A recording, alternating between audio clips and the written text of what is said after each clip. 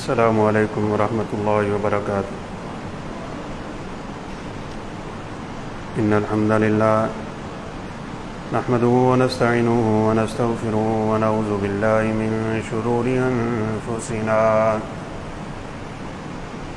ومن سیئات اعمالنا من يهده اللہ فلا مضل له ومن يضلله فلا هادی له۔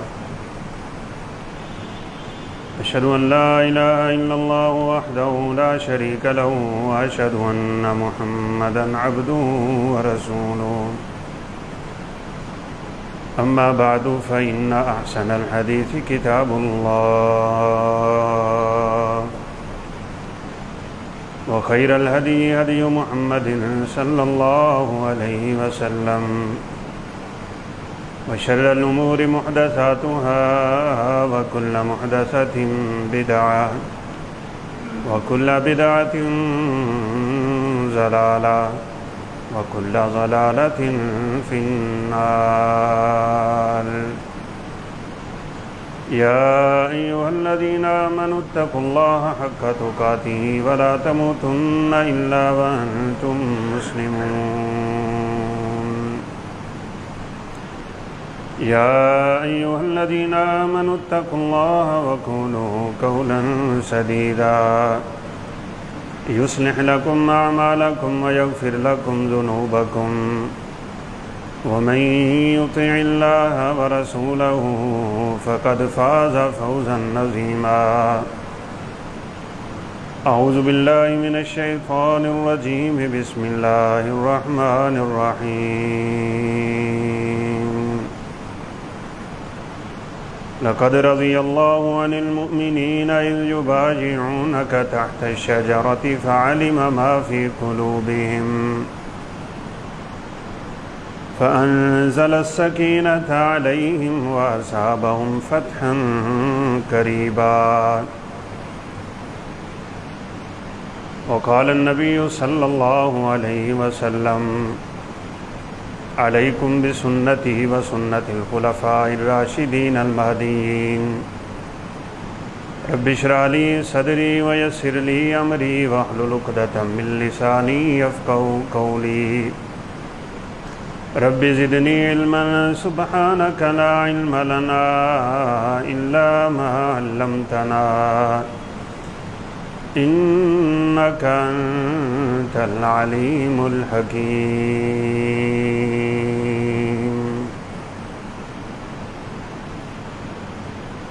مختصر حمد و ثنا کے بعد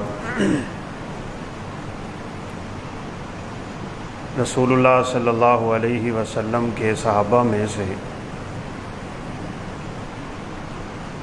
افضل ترین اس کائنات میں انبیاء کے بعد سیدنا ابو بکر صدیق ہیں۔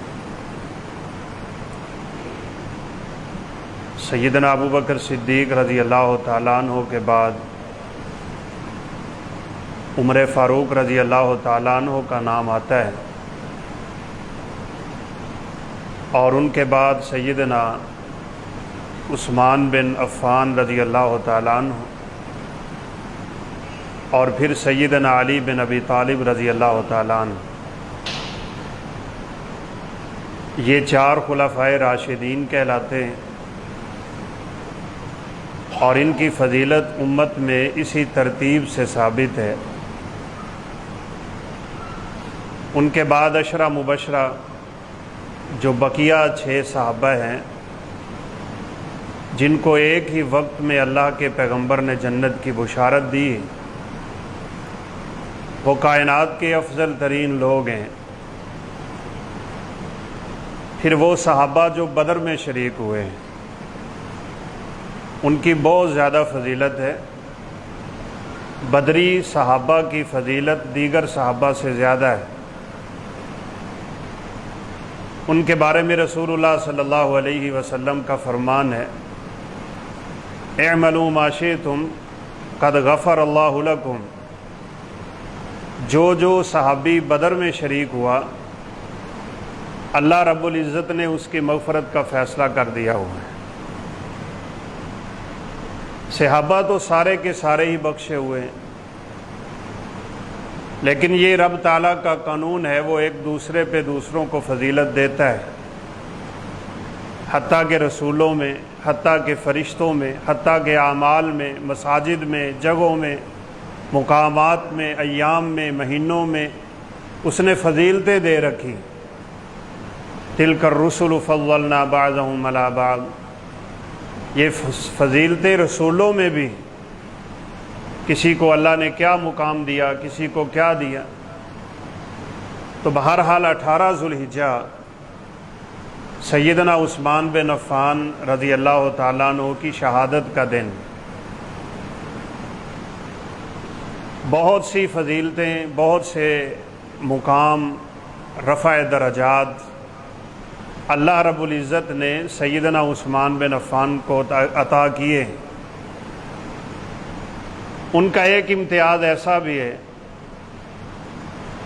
جو نہ دنیا میں کسی کو حاصل ہو سکا ہے، نہ ہوگا۔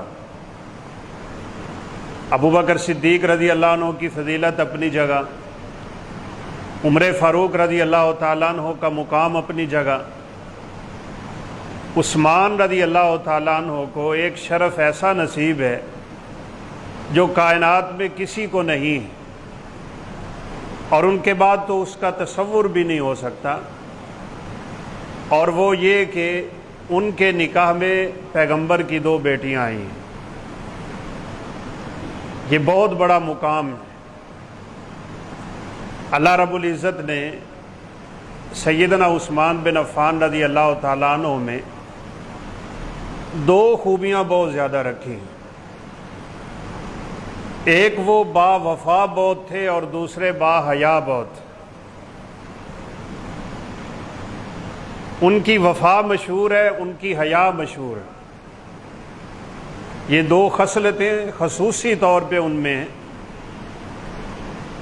جس کو عثمان سخی کے نام سے بھی لوگ یاد کرتے ہیں۔ رسول اللہ صلی اللہ علیہ وسلم کو سیدنا علی رضی اللہ تعالیٰ عنہ نے فاطمہ کے نکاح کا پیغام دے دی کہ میں آپ کی بیٹی سے نکاح کرنا چاہتا ہوں۔ آپ صلی اللہ علیہ وسلم نے جا کے سیدھا فاطمہ سے پوچھ لیا رضی اللہ تعالیٰ عنہ، کہا فاطمہ علی کا پیغام نکاح ہے، آپ کا کیا خیال ہے؟ صحابہ کو آپ یوں کہہ کے گئے کہ یہیں پہ تشریف رکھو، میں آ رہا ہوں۔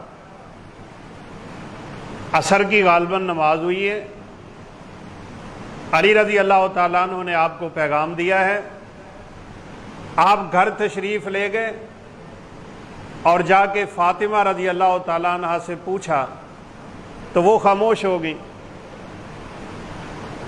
اذنھا سماتھا، اگر بیٹی، بہن یا جس کا بھی انسان ولی بن رہا ہے وہ پوچھنے پہ خاموش ہو جائے تو آپ نے فرمایا یہ اس کی اجازت ہوتی ہے۔ آپ واپس تشریف لائے اور فرمایا علی حق مہر کا بندوبست کرو۔ کتنا آسان نکاح ہے اسلام میں، جس کو آج ہم نے بہت مشکل کر دی۔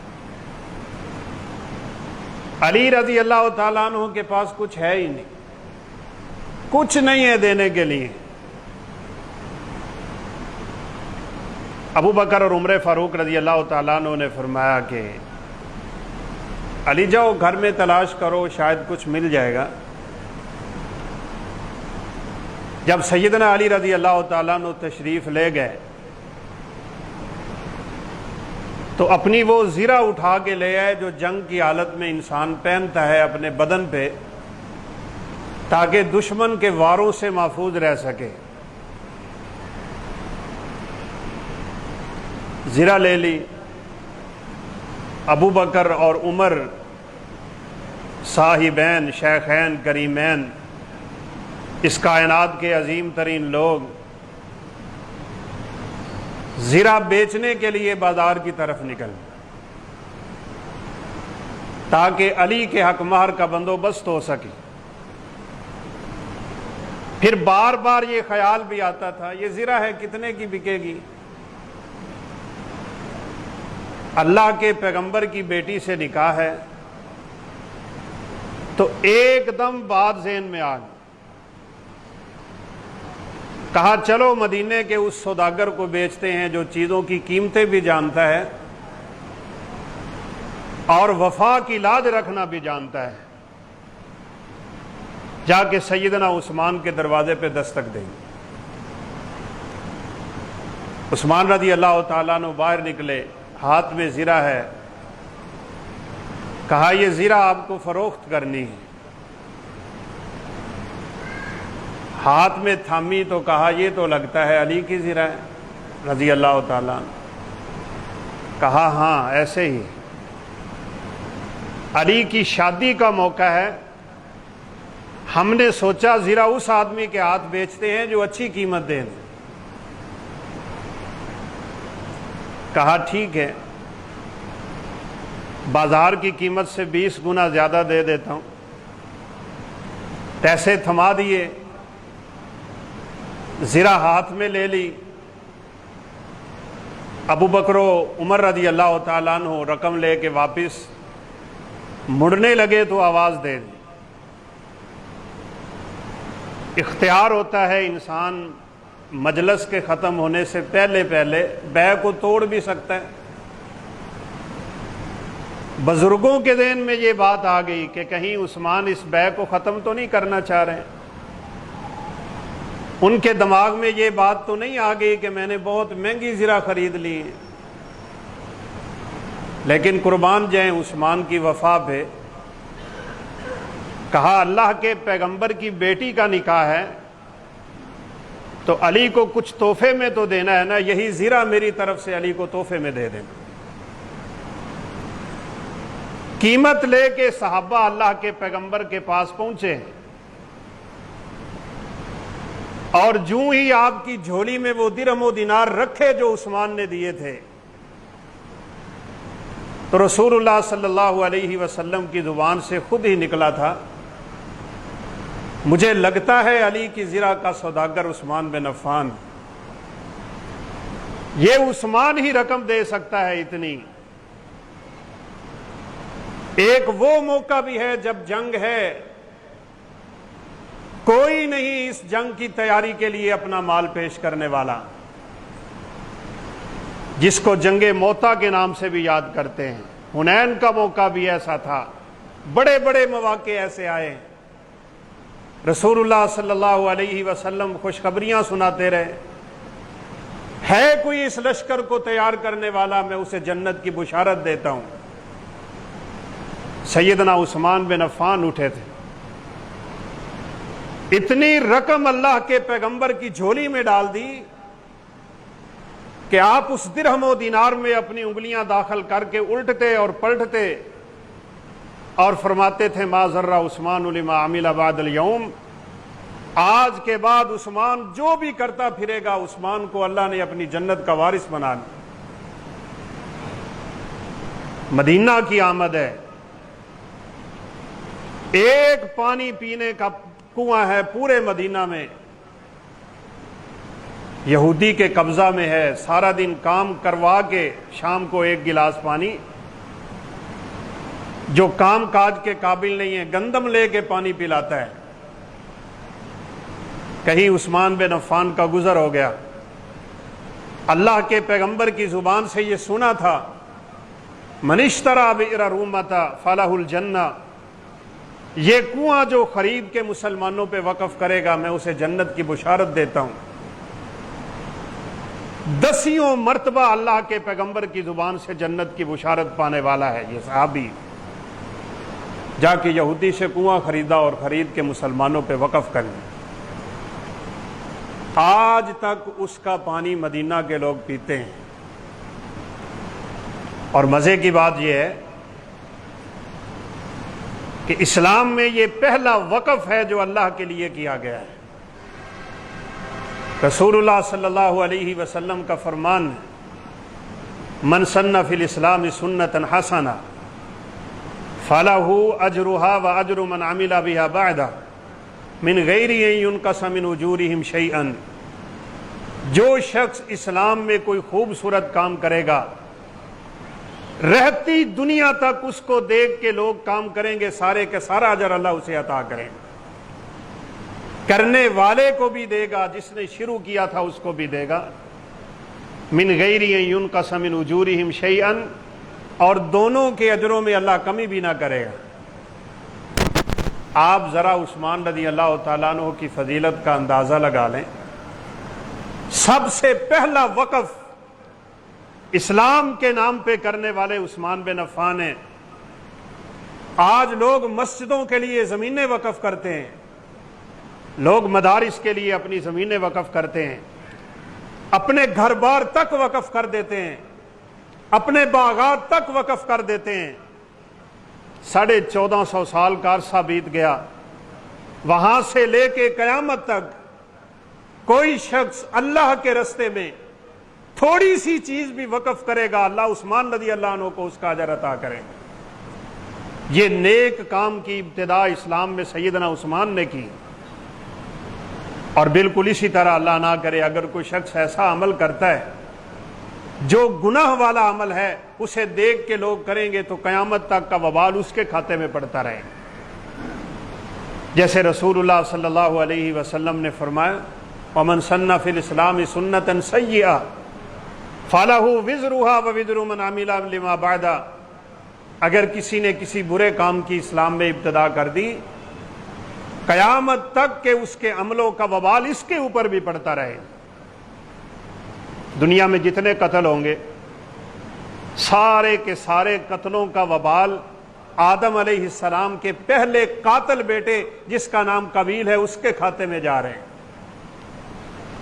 نیکیوں کا بھی یہی حال ہے، بدیوں کا بھی یہی حال ہے۔ تو عثمان بن عفان رضی اللہ تعالیٰ عنہ نے یہ کنواں وقف کر، ذہین اور فتین بھی بڑے تھے، یہودی راضی نہیں ہوا تھا کنواں خود بیچنے کے لیے، تو کہا چلے اس طرح کر لیں، آپ مجھے آدھا کنواں خرید کے دے دیں، آدھے کنویں کی قیمت لے لیں، آدھا آپ رکھ لیں آدھا میں رکھ لیتا ہوں، ایک دن آپ کے استعمال میں رہے گا ایک دن میرے استعمال میں رہے گا۔ راضی ہو گیا۔ پیسوں کے لالچ میں لوگ راضی بڑے ہو جاتے ہیں۔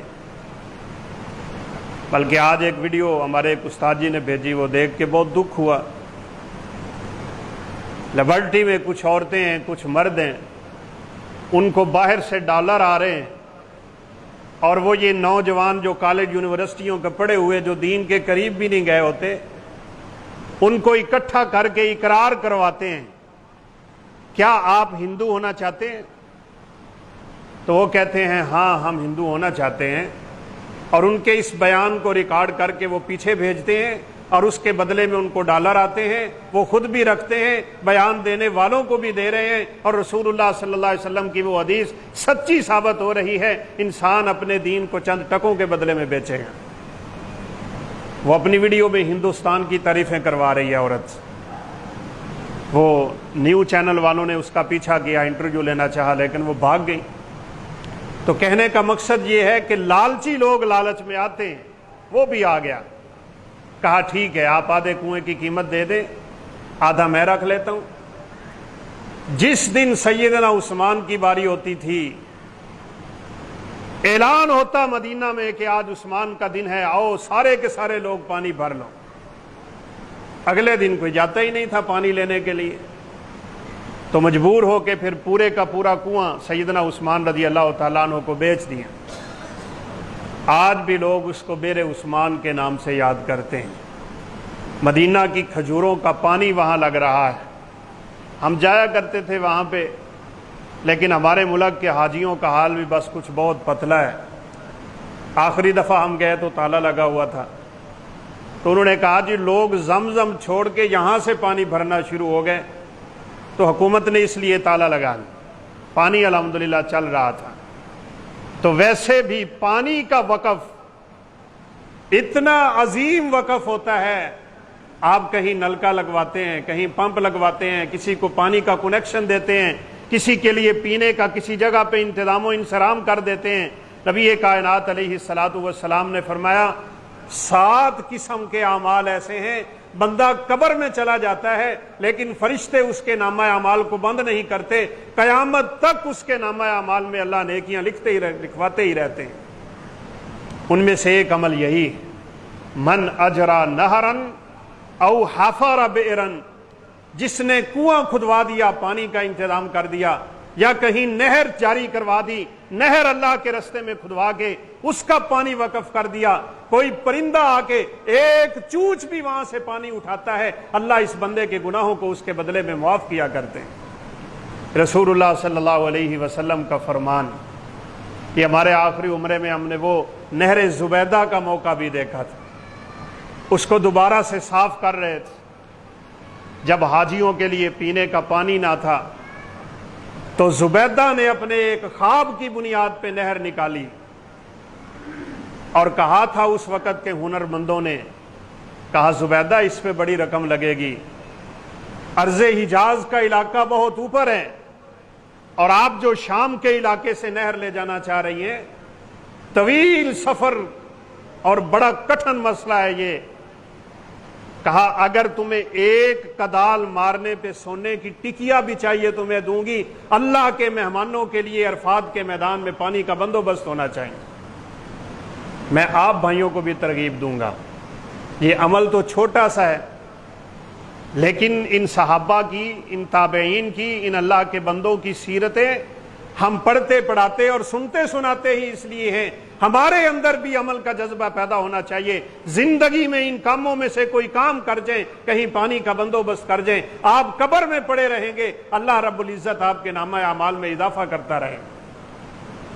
فرمایا کوئی مسجد بنوا دے، اور بہت ہی آسان سا کام ہے، ورثہ مصحفن، یہ قرآن مجید ہے، کتنے کا آتا ہے؟ 150، 200، 400، 500، بہت اچھا نسخہ 600، 700 کا آتا ہوگا۔ فرمایا جو بندہ کسی کو یہ مصحف لے کے دے دیتا ہے، ان 7 کاموں میں سے ایک کام یہی ہے، مصحف لے کے کسی کو دے دے، اس کے اس مصحف کے بدلے اللہ رب العزت اس کے نامہ اعمال کو جاری رکھتے ہیں۔ آپ سمجھے، اس مصحف سے ایک بچے نے حفظ کر لی، یا یہ چھوٹی سی ابھی کی مثال لے لیں، یہ کسی اللہ کے بندے نے قرآن رکھا ہوگا نا، میں نے آپ کے سامنے اسی سے دیکھ کے آیت پڑھی ہے، آپ نے سن لیے، مجھے پڑھنے کا اجر ملا، آپ کو سننے کا اجر ملا، ایک ایک حرف پہ 10 نیکیاں، لیکن جس نے قرآن لے کے دیا تھا، آپ کے سننے کا اجر بھی، میرے پڑھنے کا اجر بھی اللہ رب العزت نے اس کے نامہ اعمال میں لکھوا چھوڑا ہے۔ اور یہ احسان بھی ہمارے اوپر سیدنا عثمان بن عفان کا ہے رضی اللہ تعالی عنہ۔ جامع القرآن، قرآن مجید کی کتابت جو اس وقت ہمارے سامنے ہے، یہ سیدنا عثمان بن عفان رضی اللہ تعالیٰ عنہ نے کی۔ آپ صلی اللہ علیہ وسلم کے زمانے میں تو قرآن اس انداز میں لکھا گیا، کوئی آیت نازل ہوتی، آپ کاتبین وحی میں سے کسی کو بلاتے، اس کو لکھو، جو کچھ ہاتھ میں آتا وہاں لکھ دیا جاتا، کہیں ہڈیوں پہ لکھا ہوا ہے، کہیں پتوں پہ لکھا ہوا ہے، کہیں درخت کی چھال پہ لکھا ہے، کہیں چمڑے پہ لکھا ہوا ہے، کسی نے کسی جگہ پورے کا پورا قرآن اللہ کے پیغمبر نے اس طرح لکھوا دیا۔ پھر ایک وقت آیا جب 70 قراء شہید ہوئے تھے، تو سیدنا ابو بکر صدیق رضی اللہ تعالیٰ عنہ نے فرمایا اب میرا ارادہ ہے کہ قرآن مجید کو ایک جگہ پہ جمع کر دیا جائے۔ آئے تھے کچھ بدبخت لوگ اور رسول اللہ صلی اللہ علیہ وسلم سے کہا ہم کلمہ پڑھ کے مسلمان ہو گئے ہیں، آپ اپنے ان صحابہ کو ہمارے ساتھ بھیجیں جو ہمارے سارے قبیلوں میں جا جا کے لوگوں کو قرآن پڑھا دیں۔ اللہ اکبر۔ آپ نے اپنے 70 قاریوں کو بھیجا تھا، انہوں نے رستے میں گھیر کے سب کو شہید کر دیا۔ یہاں یہ بات کیا ہمارے سوچنے کی نہیں ہے کہ نہ جانے کیسے مولانا حضرات یہ کہہ دیتے ہیں کہ اللہ کے نبی عالم الغیب تھے؟ آپ کو غیب کا پتہ تھا تو صحابہ کو کیوں شہید کروا رہے ہیں؟ 70 صحابہ شہید ہوئے ہیں، اور پھر اللہ کے پیغمبر 1 مہینہ مسلسل فجر کی نماز کے بعد، یعنی فجر کی نماز دوسری رکعت میں رکوع کے بعد ان کے لیے بد دعائیں کرتے رہتے تھے، قبیلہ رال پہ اور زکوان پہ اور اسیہ پہ اور دیگر ان قبائل۔ تو عثمان رضی اللہ تعالیٰ عنہ نے یہ احسان کیا، ابو بکر صدیق کا لکھا ہوا مصحف، اس کے اوپر لوگوں نے اپنی قراتیں بھی لکھ لیں، لوگوں نے اپنی تشریحیں بھی لکھ لیں، لوگوں نے اپنی تفسیریں بھی لکھ لیں، حتیٰ کہ عائشہ رضی اللہ تعالیٰ عنہ نے بھی لکھوایا ہوا تھا حافظوا علی الصلوات والصلاۃ الوسطی وہی العصر۔ حالانکہ یہ قرآن کے الفاظ نہیں ہیں، یہ تفسیر کے الفاظ تھے جو انہوں نے ساتھ ہی لکھ دیے۔ تو اللہ رب العزت نے سیدنا عثمان بن عفان رضی اللہ عنہ سے یہ کام لیا، وہ مصحف منگوایا، صحابہ کی ٹیم بٹھائی، ساتھیوں کے ذمے لگایا، کہا قرآن مجید پورے کا پورا انہی الفاظ میں جو اللہ رب العزت نے اپنے پیغمبر پہ اتارے ہیں ایک جگہ پہ جمع کر دو۔ پوری دنیا میں جتنے حافظ قرآن ہیں، پوری دنیا میں جتنے قاری قرآن ہیں، ان کے دور سے لے کے قیامت تک جتنے حافظ آئیں گے ان کا ایک ایک حرف سیدنا عثمان کے نامہ اعمال میں 10 نیکیوں کے اضافے کا باعث، اس لیے ان کی فضیلت کو کوئی نہیں پہنچ سکتا۔ اللہ رب العزت نے ان سے کام لیا۔ تیسرے بڑے خلیفہ راشد سیدنا عثمان بن عفان رضی اللہ تعالیٰ عنہ بڑے با وفا، بڑے با حیا ہیں۔ اللہ رب العزت ان کو یہ 2 صفات بہت اعلیٰ درجے پہ دے چکا تھا۔ آپ صلی اللہ علیہ وسلم ایک دفعہ تشریف فرما تھے، ٹیک لگائی ہوئی ہے، اپنا پاؤں تھوڑا بچھا کے آپ بیٹھے تھے اور آپ کی ران سے تھوڑا سا کپڑا بھی ہٹا ہوا تھا۔ یہ مسئلہ اپنی جگہ پہ ہے کہ کیا ران کو ڈھانپنا ضروری ہے یا نہیں۔ بہرحال آپ کی ران کا کچھ حصہ نظر آ رہا ہے۔ دروازے پہ دستک ہوئی، پوچھا کون؟ کہا ابو بکر۔ آنے کی اجازت دی، بیٹھے، گفتگو جاری ہے۔ پھر دستک ہوئی، عمر فاروق آئے، گفتگو جاری رہی۔ تیسری بار جب دروازے پہ دستک ہوئی، پوچھا کون؟ کہا عثمان رضی اللہ تعالیٰ عنہ۔ سیدہ عائشہ رضی اللہ عنہ فرماتی ہیں آپ نے ٹیک چھوڑ دی، سیدھے ہو کے بیٹھ گئے، اپنی ران پہ کپڑا کر لیا، اپنے بدن کے اس حصے کو چھپا لیا، سیدھے ہو کے عثمان سے ہم کلام ہوئے رضی اللہ تعالیٰ عنہ۔ جب یہ سارے اصحاب آپ کی مجلس سے چلے گئے تو صدیقہ کائنات پوچھتی ہیں میرے باپ تشریف لائے، آپ ویسے ہی بیٹھے رہے تھے، عمر فاروق بھی آئے تو آپ ویسے ہی بیٹھے رہے، آخر کیا وجہ تھی؟ عثمان کے آنے پہ آپ نے اتنا اہتمام کیوں کیا؟ آپ نے ٹیک کیوں چھوڑ دی؟ آپ نے اپنے کپڑے کیوں سیدھے کیے؟ کیا تھا ایسا عثمان میں؟ آپ صلی اللہ علیہ وسلم نے بڑے تاریخی جملے ارشاد فرمائے تھے، الا استحیی من رجل تستحیی منہ الملائکہ، عائشہ میں اس بندے سے حیا کیوں نہ کروں جس سے اللہ کے فرشتے بھی حیا کرتے ہیں۔ کبھی کپڑے اتار کے نہیں نہائے سیدنا عثمان، حالانکہ جائز ہے جب انسان 4 دیواری میں ہے، پردے میں ہے، اوٹ میں ہے، اپنا لباس اتار سکتا ہے۔ سیدنا موسیٰ علیہ السلام نے بھی اتار دیے تھے، سیدنا ایوب علیہ السلام نے بھی اتار دیے تھے، لیکن عثمان اتنے باحیا، کہا جاتا ہے کہ پوری زندگی سیدنا عثمان رضی اللہ تعالیٰ عنہ نے اپنا پورا بدن ننگا ہی نہیں کیا، یہ کپڑے اتار کے کبھی نہاتے نہیں تھے کہ مجھے اپنے رب سے بھی حیا آنی چاہیے۔ رسول اللہ صلی اللہ علیہ وسلم کا فرمان بھی ہے، فاللہ احق ان یستحییٰ منہ، اپنا ہاتھ اٹھایا کرتے تھے، اور کہا کرتے تھے جب سے میں نے یہ ہاتھ اللہ کے پیغمبر کے ہاتھ پہ رکھا ہے اس دن سے لے کے آج تک میں نے یہ اپنا ہاتھ کبھی اپنی شرمگاہ پہ لگنے نہیں دیا۔ ادب اتنا، حیا اتنا، وفا اتنی، سخا اتنی، سخاوت اتنی، فضیلت اتنی، اثار اتنا، جذبہ اتنا، امانت اتنی، دیانت اتنی، صداقت اتنی، شرافت اتنی، رب کعبہ کی قسم ہے کائنات کی دنیا آباد رہنے تک کوئی انسان سیدنا عثمان کی فضیلت حاصل نہیں کر سکتا ہے۔ آپ کے کچھ بہت بڑے علماء ہیں، میں سٹیج پہ نام نہیں لے سکتا، کتاب لکھی ہوئی ہے خلافت و مملوکیت کی شرعی حیثیت۔ کہا عثمان شہید اس لیے ہوئے تھے کہ وزارتیں عثمان نے اپنے رشتہ داروں کو دے رکھی تھی، اس کا نتیجہ یہی ہونا تھا کہ عثمان کی شہادت پہ بات ختم ہونی تھی۔ نہ جانے ان اللہ کے بندوں کو کیا ہو جاتا ہے، وہ شیعوں کی کتابیں پڑھ پڑھ کے متاثر ہو جاتے ہو، عثمان پہ الزام لگا رہے ہو۔ ایک دفعہ کپڑا لپیٹ کے ایک آدمی اندھیرے کے وقت نکل رہا ہے، اللہ کے پیغمبر کے صحابہ بیٹھے تھے، آپ صلی اللہ علیہ وسلم نے فرمایا سنو، یہ جو چہرے پہ کپڑا لپیٹ کے یہاں سے گزر رہا ہے یہ کائنات کا سچا ترین انسان ہے، یہ حق پہ ہے، حق پہ رہے گا۔ راوی حدیث کہتے ہیں میں پیچھے دوڑا، اللہ کے پیغمبر کی زبان سے نکلنے والے کلمے یہ کس عظیم الشان انسان کے لیے ہیں۔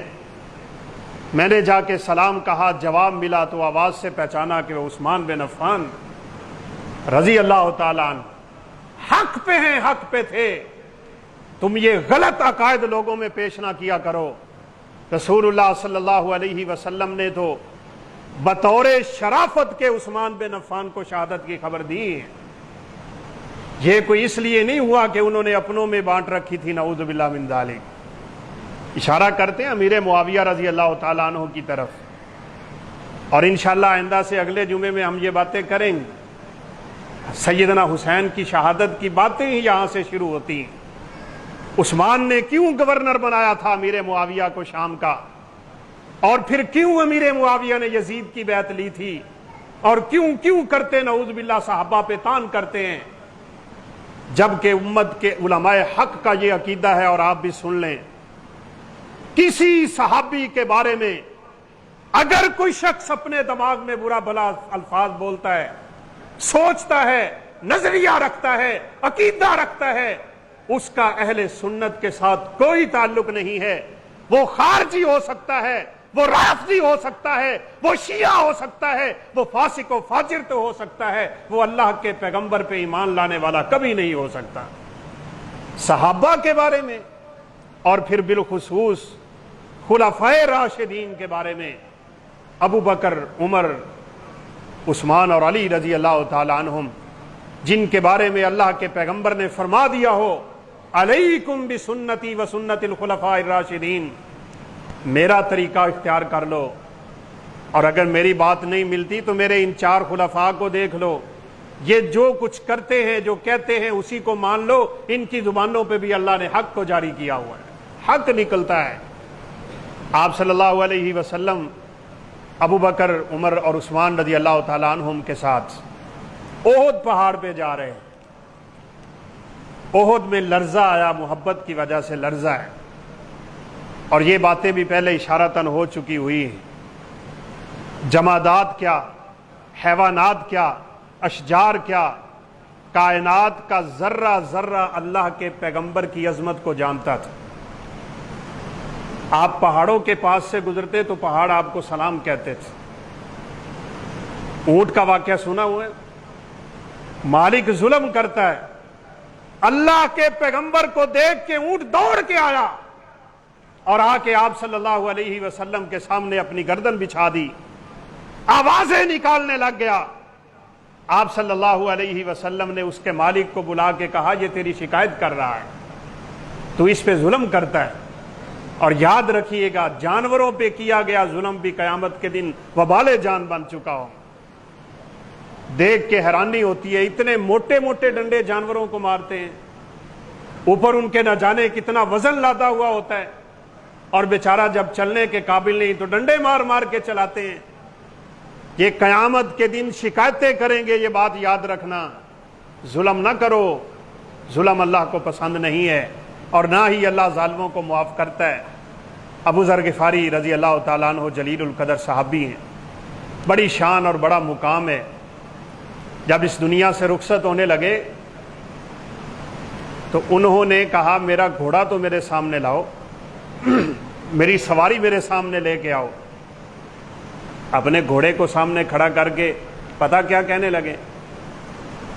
کہا میں نے زندگی بھر تجھ پہ ظلم نہیں کیا، کل قیامت کے دن رب کو جا کے میری شکایت نہ کرنا۔ جانور بھی شکایتیں کریں گے، یاد رکھنا، ان پہ ظلم نہ کیا کرو۔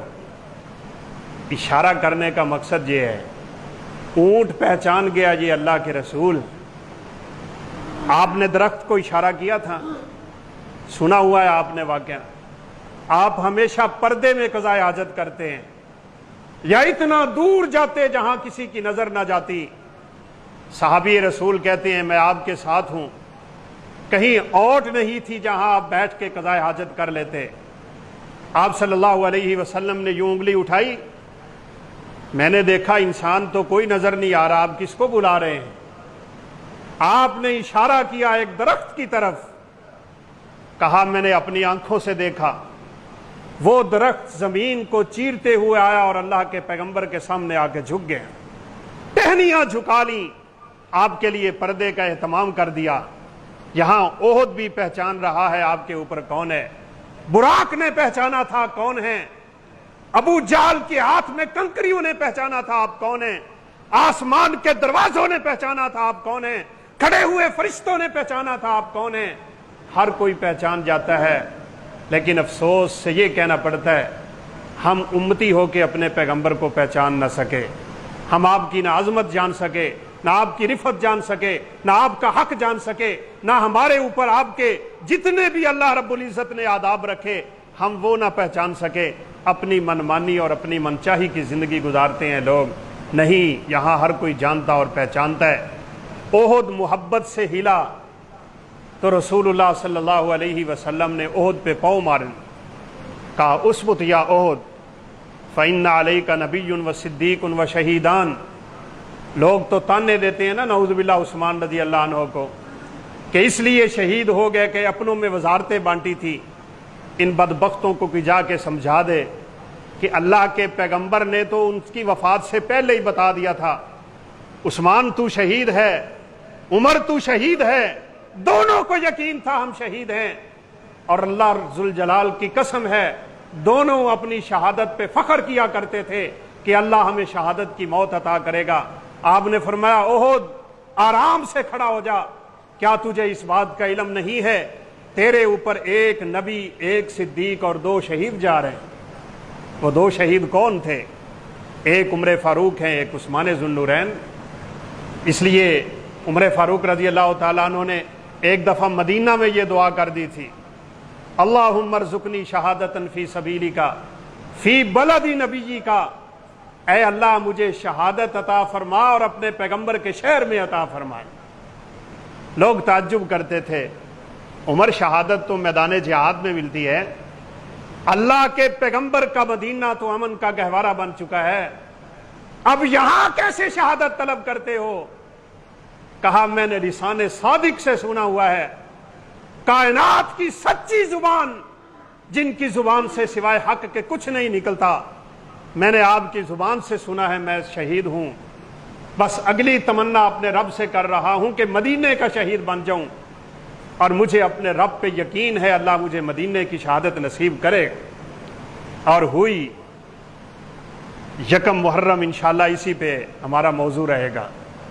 اللہ رب العزت نے پہلے بتا دیا اپنے پیغمبر کی زبان سے، ان کو پتا تھا، بلکہ ایک دفعہ تو غالباً ام سلمہ رضی اللہ تعالیٰ عنہ گھر بیٹھی ہیں، کوئی آیا تو آپ نے فرمایا عثمان کو بلا لاؤ۔ عثمان رضی اللہ تعالیٰ عنہ کی طرف پیغام بھجوا دیا، کہا عثمان کو بلاؤ آ کے میری بات سن جائیں۔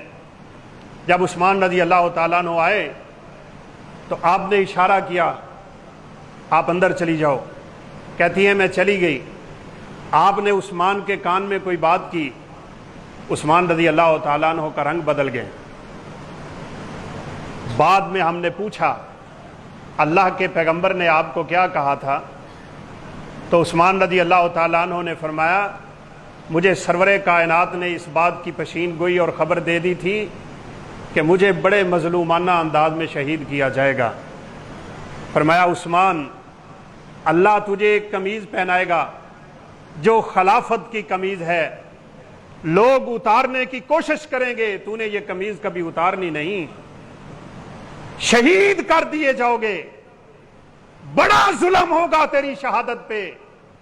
اور ہم اس لیے بھی افسوس سے کہتے ہیں بڑی بڑی مظلومانہ شہادتیں ہیں تاریخ اسلامی میں، لیکن ہم نے ایک ہی سن رکھی ہے، شہادت حسین، اور وہ بھی جھوٹے رنگ بھر بھر کے امت میں اس طرح اس کو سرایت اور داخل کر دیا گیا کہ کسی کو عثمان رضی اللہ عنہ کی مظلومانہ شہادت یاد ہی نہیں رہ جاتی۔ ایک دفعہ آپ صلی اللہ علیہ وسلم بڑے ٹھنڈے ٹھنڈے باغ میں چلے گئے، گھنی کھجوروں کا باغ ہے، ٹھنڈی چھاؤں ہے، بڑی اچھی کھجوریں ہیں، پانی کا کنواں تھا، سرور کائنات اس کی منڈیر پہ بیٹھ کے پاؤں اس کے اندر لٹکا لیے۔ ابو موسیٰ اشعری رضی اللہ تعالیٰ عنہ کہتے ہیں میں نے یہ منظر دیکھا تو مجھے یقین ہوا کہ آپ کچھ دیر کے لیے آرام کرنا چاہتے ہیں۔ میں نے باغ کا دروازہ بند کیا اور ٹیک لگا کے بیٹھ گیا کہ تب تک کسی کو آنے کی اجازت نہ دوں گا جب تک سرور کائنات کی طرف سے اجازت ملے گی نہیں۔ کہا دروازے پہ دستک ہوئی، میں نے پوچھا کون؟ کہا ابو بکر۔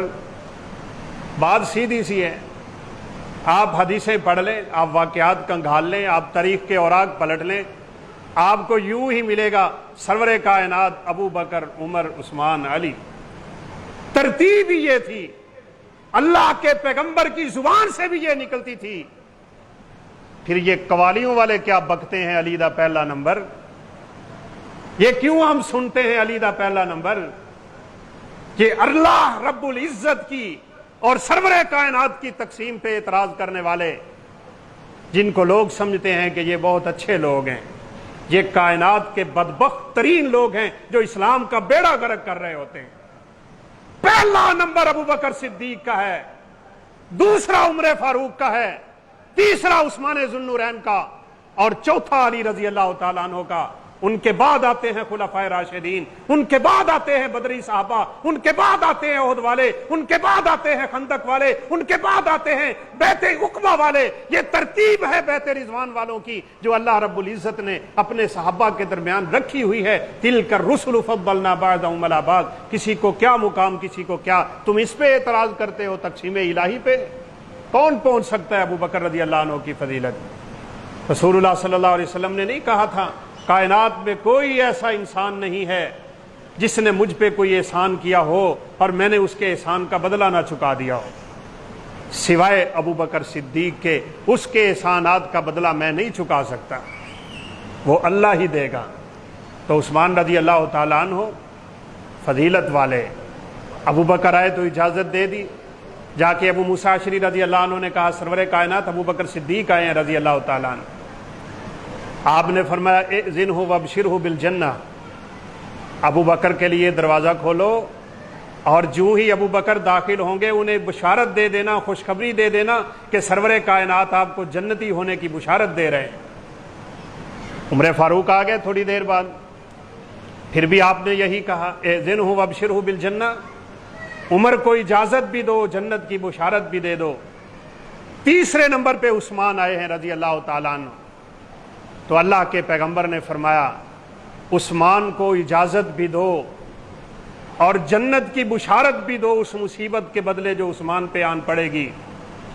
عثمان کو پتا تھا میں ایک مصیبت میں گرفتار ہوں گا، اس لیے مظلوم مدینہ کے نام سے یاد کیے جاتے ہیں۔ اور خدا کی قسم ایسی پاک باز ہستیاں کائنات میں کسی آنکھ نے نہ دیکھی، خلیفہ ہو کے پوری قوت رکھتے ہوئے چاہتے تو ان کے ساتھ لڑائی کر کے ان کا کلا کما کر دیتے، لیکن کہا کرتے تھے میں مدینہ میں وہ پہلا انسان نہیں ہونا چاہتا جس کی وجہ سے مدینہ میں سرور کائنات کے شہر میں خون چل پڑے۔ یہ زیادہ سے زیادہ مجھے شہید کر دیں گے، ان کو کرنے دو۔ اور یہاں سے ابتدا ہوتی ہے تاریخ اسلامی کی ایک سیاہ تاریخ رات کی۔ ایسا اسلام میں فتنے کا دروازہ کھلا تھا۔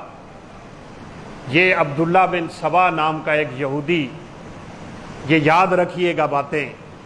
لوگ آج دعوے کرتے ہیں نا ہم اہل بیت سے بڑی محبت کرتے ہیں، ان کے پیچھے اصل یہ کارستانیاں ہیں، پیچھے یہ پوری مشینری ہے جو چل رہی ہے اس دور سے آج تک اسلام کا بیڑا غرق کرنے کے لیے، اسلام کی صورت مسخ کرنے کے لیے۔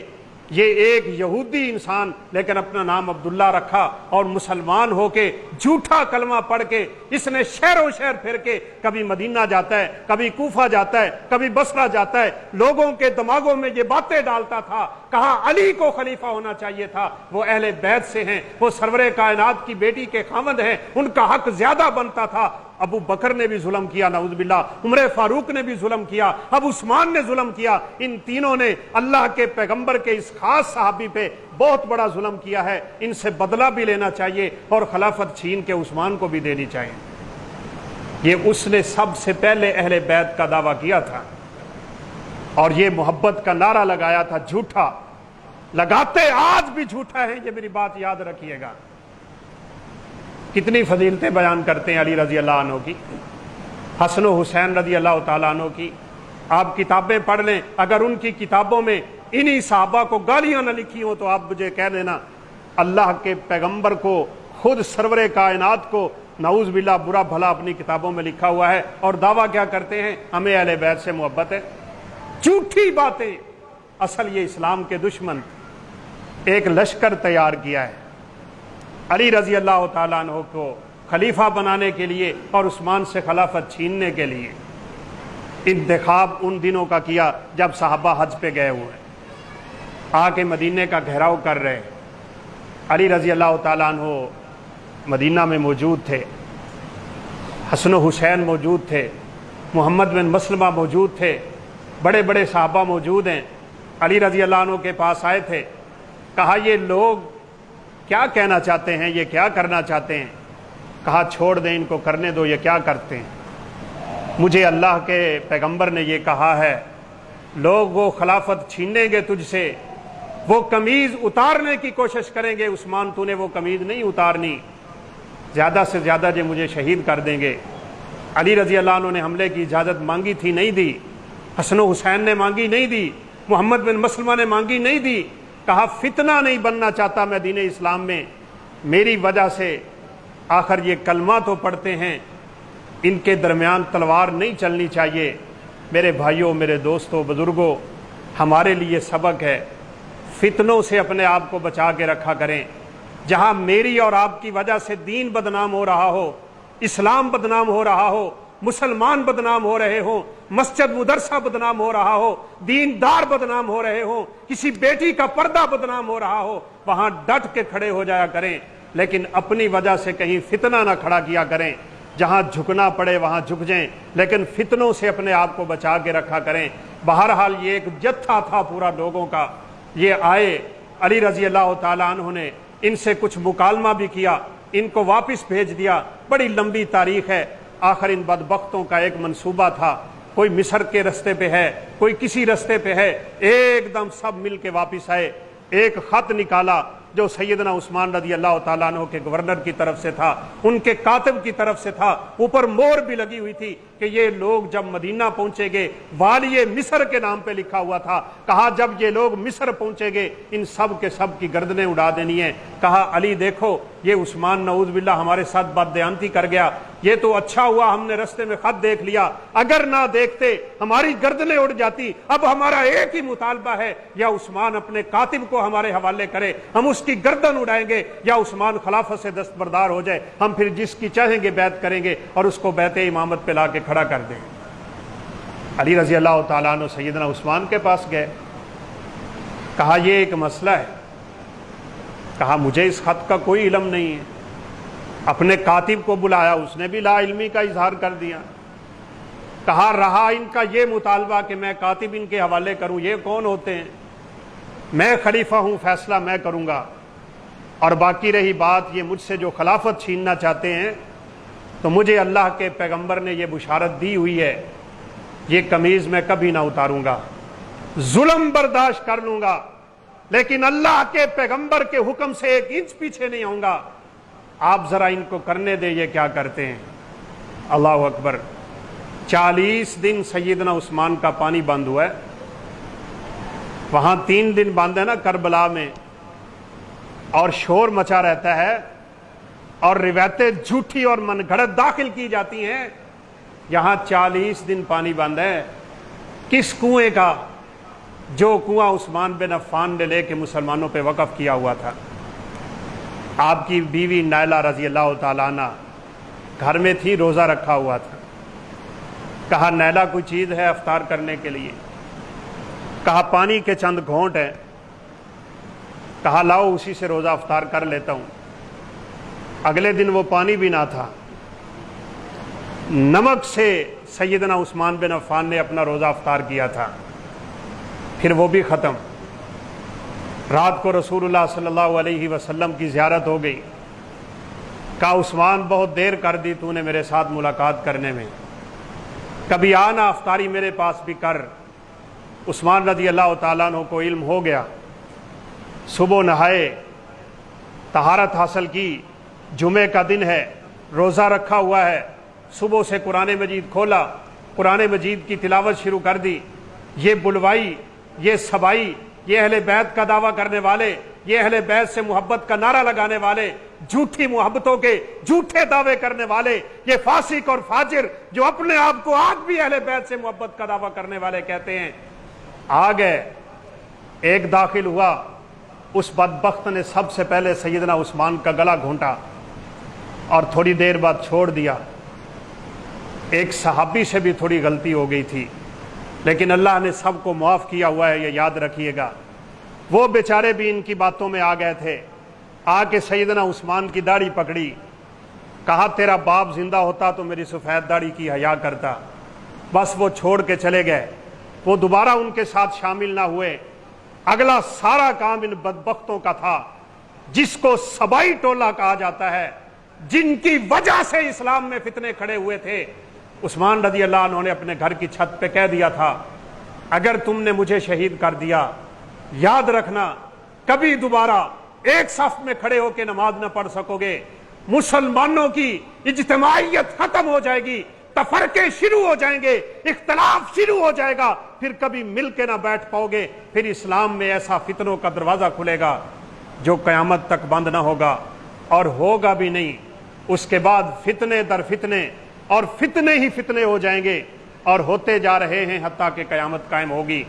بہرحال ان بدبختوں پہ کیا اثر ہونا تھا؟ اصل تو اسلام اور مسلمانوں کے دشمن ہوتے ہیں۔ ایک بدبخت آگے بڑھا، وار کیا، لوہے کی گرز ہے اس کے ہاتھ میں۔ سیدہ نائلہ آگے بڑھی، اکیلی گھر میں ہیں، ہاتھ کی انگلیوں پہ لگا اور انگلیاں کٹ گئیں۔ یہ امیر معاویہ نے کٹا ہوا ہاتھ شام کی مسجد میں بھی لٹکایا تھا، جس وجہ سے ان لوگوں میں غصہ تھا کہ جب تک ان سے بدلہ نہ لیا جائے تب تک ہم علی رضی اللہ تعالیٰ عنہ کی بیعت نہ کریں گے۔ بات انشاءاللہ چلے گی آئندہ جمعے زندگی رہی تو۔ بہرحال آگے بڑھے، وار پہ وار ہو رہے ہیں۔ عثمان بن عفان روزے دار ہیں، قرآن سامنے کھلا ہوا ہے، آیت کریمہ پڑھ رہے تھے، صبغۃ اللہ ومن احسن من اللہ صبغہ، اللہ کا رنگ ہوتا ہے، اس رنگ سے بڑا کسی کا رنگ نہیں ہے۔ یہ رنگ جس پہ چڑھ جائے وہ کٹ تو سکتا ہے، مر تو سکتا ہے، شہید تو ہو سکتا ہے، ٹکڑے ٹکڑے تو ہو سکتا ہے، وہ اسلام سے کبھی پیچھے نہیں ہٹ سکتا۔ کاش یہ جرت اور یہ طاقت اللہ ہمارے اندر بھی پیدا کر دے۔ ٹکے ٹکے پہ ایمان بیچنے والے مسلمان اپنے صحابہ کی ان سیرتوں کو بھول گئے۔ قرآن خون سے رنگا ہوا آج بھی غالباً دمشق کی لائبریری میں موجود ہے۔ قرآن کے اسی پارے پہ سیدنا عثمان رضی اللہ عنہ کا خون گرا ہوا ہے۔ شہادت ملی سرور کائنات علیہ الصلوۃ والسلام کی، وہ بات سچی ہو گئی، عثمان میرے ساتھ تیری افطاری ہوگی۔ یقیناً رب کی جنت کے مہمان بن گئے، لیکن ہمیں جاتے جاتے سبق دے گئے، تلوار نہیں چلائی، کلمہ پڑھنے والے کو کافر نہیں کہا، ہم بات بات پہ فتویٰ لگا رہے ہیں۔ آپ نے پچھلے دنوں سنا ہوگا کسی نے آ کے یہ ہمارے بریلوی مسلک کے لوگوں کو کہا یہ سارے کے سارے کافر ہو گئے ہیں، یہ دوبارہ کلمہ پڑھیں۔ یہی حقیقت میں فتنے باز لوگ ہیں، کوئی کسی کو کافر نہیں کہہ سکتا۔ جس نے اپنی زبان سے کلمہ پڑھا ہے وہ مسلمان ہے، اس کے عقیدے کی خرابیاں اپنی جگہ، اس کے عمل کی بربادیاں اپنی جگہ، لیکن آخر وہ کلمہ گو ہے۔ ہم اس کا جنازہ بھی پڑھیں گے، ہم اس کے ساتھ مصافحہ بھی کریں گے، ہم اس کے ساتھ چلیں گے بھی، عقائد اپنی جگہ، لیکن کسی کو دائرہ اسلام سے نکالنے کی تمہارے اندر کیا ضرورت پیدا ہو گئی؟ رسول اللہ صلی اللہ علیہ وسلم نے ان باتوں سے بڑی سختی سے منع کیا۔ عثمان رضی اللہ تعالیٰ عنہ نے تلوار نہیں چلائی، اپنی طاقت استعمال نہیں کی، اپنی فوج استعمال نہیں کی، صبر کا مظاہرہ کیا اور بڑے آرام سے اپنی شہادت پیش کر دی۔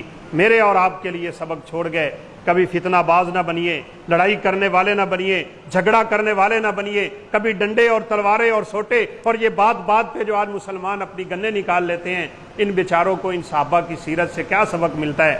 پڑھیے، اپنے صحابہ کی سیرت کو پڑھیے، ان کی زندگی کے حالات پڑھیے، ہماری لائنیں بھی درست ہو جائیں گی۔ اللہ رب العزت سے دعا ہے وہ ہمیں صحابہ کرام رضوان اللہ علیہم اجمعین کے نقش قدم پہ چلنے کی توفیق دے، بالخصوص خلفائے راشدین المہدیین، جن کو اللہ کے پیغمبر نے فرمایا وہ ہدایت یافتہ ہیں اور ہدایت پہ چلنے والے ہیں، دوسروں کو بھی ان کے ذریعے ہدایت ملتی ہے۔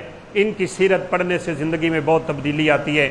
بڑی کتابیں لکھی ہوئی ہیں، اس وقت ڈاکٹر علی سلابی کی کچھ کتابیں بہت مشہور ہو رہی ہیں اور ان کے اردو میں ترجمے بھی ہو چکے ہیں۔ آپ ان کتابوں کا مطالعہ کیجئے، مطالعہ انسان کے لیے بہت مفید ہوتا ہے۔ اللہ رب العزت ہمیں قرآن و سنت کی تعلیمات پہ عمل پیرا رہنے کی توفیق دے۔ وآخر دعوانا ان الحمد للہ رب العالمین۔